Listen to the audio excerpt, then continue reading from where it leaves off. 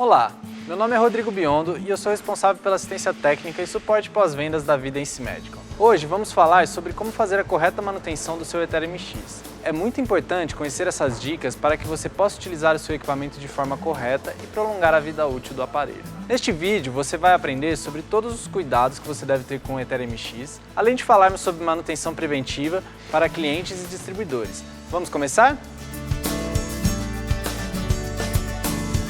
Para fazer a correta limpeza do seu Athena em lift, você deverá lavar as ponteiras utilizando uma solução tensoativa, água e detergente, com gaze ou tecido macio 100% algodão.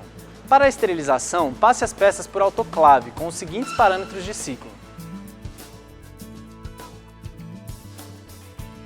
As peças nunca devem ser esterilizadas ou armazenadas sujas, como por exemplo com resíduo de tecido e sangue, ou molhadas, sob risco de oxidação do material e sua consequente perda.